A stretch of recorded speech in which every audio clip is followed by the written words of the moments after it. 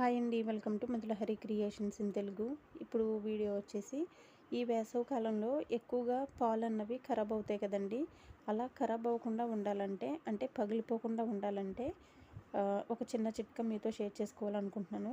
ఏంటంటే, మీకు పాలు డిఫరెంట్ స్మెల్ వచ్చినప్పుడు చిటికెడు వంట సోడా యాడ్ చేసి పాలు కాసుకున్నట్లయితే అవి విరగవండి, పాలు మంచిగానే ఉంటాయి, అంటే పగిలిపోవు. ఈ పాలతో మనం టీ కూడా పెట్టుకోవచ్చు, అలాగే పెరుగు కూడా చేసుకోవచ్చు. అయితే టీ పెట్టుకోవాలనుకున్నప్పుడు షుగర్ అన్నది లాస్ట్లో యాడ్ చేయాలండి. ముందే యాడ్ చేస్తే కనుక పాలు పగిలిపోయే ఛాన్స్ ఉంటుంది. ఇది నేను ఎప్పుడు ఫాలో అవుతాను. ఈ చిట్కా మా అమ్మగారు చెప్పారు. మీరు కూడా ట్రై చేయండి. ట్రై చేసి ఎలా వర్కౌట్ అయిందో నాకు కామెంట్ సెక్షన్లో కామెంట్ చేయండి. మరి వీడియోలో పగిలిపోయిన పాలు చూపిస్తున్నావు కదా అంటే, అవి స్మెల్ రాలేదు, అలాగే పగిలిపోతాయని నాకు డిఫరెంట్ ఏమనిపించలేదండి. అందుకే నేను కలపలేదు. నచ్చితే లైక్ చేసి సబ్స్క్రైబ్ చేసుకోండి.